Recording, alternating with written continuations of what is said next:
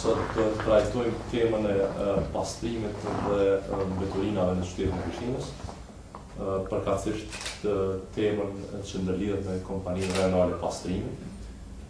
Gjend Sherifi, Asamblesë në Kuvendin Komunal të Prishtinës, gjithashtu edhe aksionar nga Kuvendi Komunal në ndërmarrjen rajonale pastrimi, do të na shpjegoj pak për procesin se si ka shku prej momentit kur është marrë vendimin nga bordi i kësaj ndërmarrje për shkarkimin e Fejm Salihut.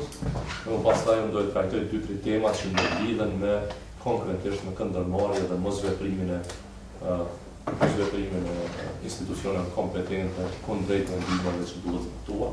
Si dhe rrugën përpara që mendoj do i ndihmon qytetin e Prishtinës të pastrohet prej mbeturinave, po dhe pastrohet prej problemeve të cilat janë akumuluar për 15 vite që janë komplet faje dhe përgjegjësia e një qeverisje nepotiste, klienteliste, kleptokrate, familjare të instaluar aty për 15 vite.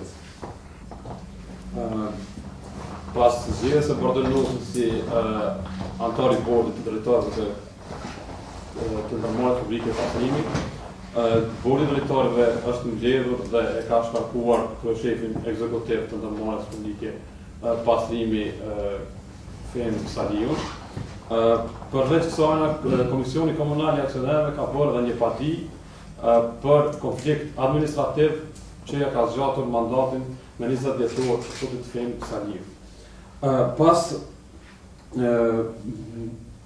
gjykata e ka kthyer këtë vendim se ka qenë jo legjitim dhe jo ligjor.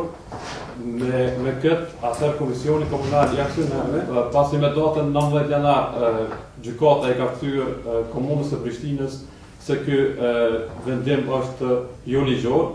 Atëherë ne i kemi drejtuar Policisë së Kosovës që të zbatoj vendimin e gjykatës e cila e ka refuzuar të veproj. Do të thotë Policia e Kosovës nuk na ka ofruar asistencë në këtë drejtim.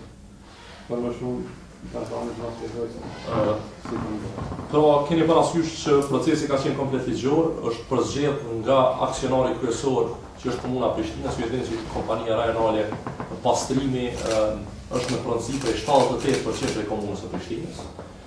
Aksionari kryesor në këtë rast e ka përcaktuar edhe udhëhecin e bordit drejtues, që është profesor dr. Bardho Ilnoci. Profesor dr. Bardho Ilnoci ka mbledhur bordin drejtues, ku ka qenë prezent gjithë anëtarët e bordit përveç se një, dhe është marrë vendim që të shkarkohet zoti Fejm Salihu. Këtë vendim e dini që nuk e kanë lënë të ekzekutorët duke e reflektuar ndërmarrjen pastrimi e Fejm Salihu me sigurimin e vet personale aty. Për më shumë është ushtruar një padi rreth mënyrës se si është zgjatur mandati i zotit Fejm Salihu në dhjetor të vitit 2013, pra pasi që i kanë humbur zgjedhjet, është zgjatur në mënyrë të palegjshme. Gjykata ka marrë vendim, pra ka marrë vendim për mas të përkohshme, gjatë që pezullon pozitën e zotit Fejm Salihu, dhe i kemi 2 akte që janë ligjërisht në rregull. Aktin e bordit drejtorëve, i cili e pezullon e shkarkon zotin Fejm Salihu, dhe masën e përkohshme të gjykatës, e cila thotë që ky person nuk është drejtor sepse procedurat me cilat është përzgjedhur nuk janë në rregull. Dhe çfarë ndodh? Kërkojmë zbatimin e kësaj mase të përkohshme nga Policia e Kosovës. Dhe Policia e Kosovës thotë na nuk jemi këtu për me implementuar urdhrat e gjykatës. Një paradoks i llojit vetë. Pra gjykata merr vendim, policia, keni parasysh ministri i punëve të brendshme tashmë është Skënder Hyçeni. Policia, që është antar i Lidhjes Demokratike të Kosovës, ju e dini që zoti Fejm Salihu ka qenë asambleist i Lidhjes Demokratike të Kosovës në Asamblenë Komunale të Prishtinës derisa nuk është kërkuar nga Agjencioni kundër korrupsionit që të përzgjedhë se në cilën pozitë ta mbajë. Sot e kësaj dite në Kuvendin Komunal të Prishtinës kemi persona që janë të punësuar nga pastrimi e që janë antar të Asamblesë Komunale. Pra, çdo hap kemi sfidim të sistemit drejtësisë, sfidim të si më thon, implementimit të vendimeve ligjore të Komunës së Prishtinës dhe të gjykatave kompetente.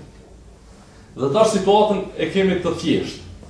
E kemi një uzurpator, I cili nuk e lëshon vendin, e kemi një Ministri të Punëve të Brendshme e cila nuk e zbaton urdhrin e gjykatës, duke u thirrë në një fjali këtu, e cila nuk na qenë nga komplet e qartë, por secili juristi mirëfill, secili gjyqtar, secili besojnë që funksionon në sistemin e drejtësisë, e ka parasysh se çka është masa e përkohshme.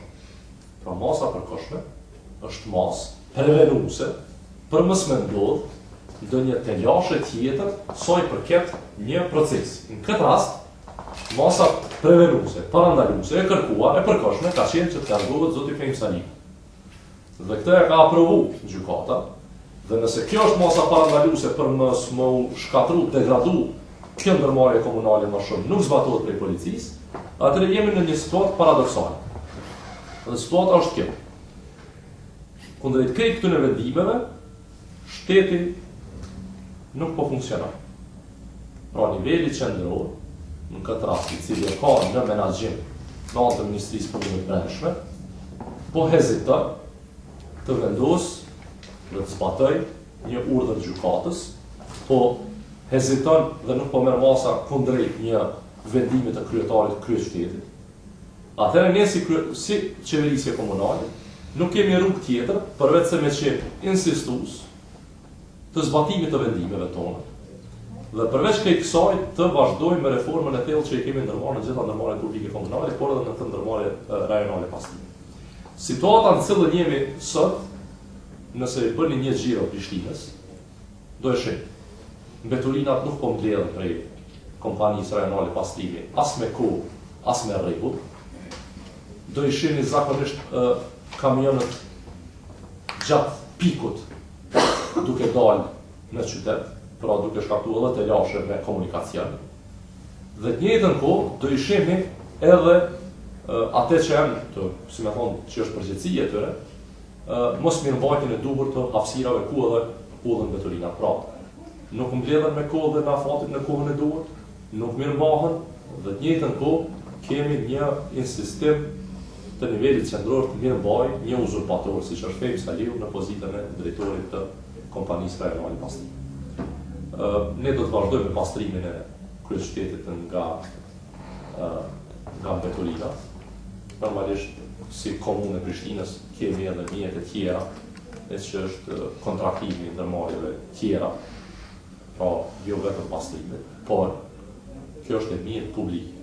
Ndërmarrja rajonale pastrimi është ndërmarrje publike. Nuk është ndërmarrje private, as e LDK-s, as e Fehim Salikut, e as e njerëzve që janë të lidhur me zotin Fehim Saliku.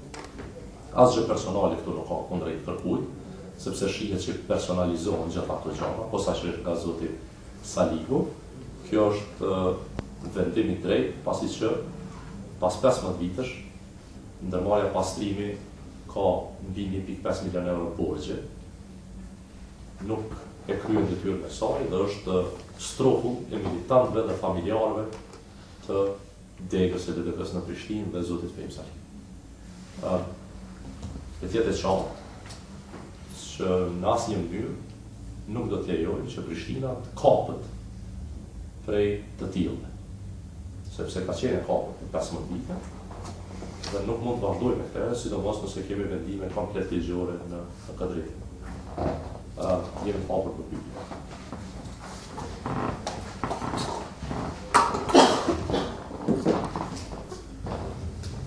Ndoshta vetëm përfundoj shumë rëndësishme thuhet që zoti Saliku përkundër tentativave të shumta të drejtorit të shërbimeve publike, zoti Gashi, që të shpjegoj situatën, të sqaroj situatën, nuk ka thonë gjëra tjera, ka bërë gjëra tjera. E ka kërcënuar zotin Bardhi Vloci, por që e dini, kur ka shkuar zoti Bardhi Vloci me marrë mbledhjen e borxheve atje, e ka kërcënuar.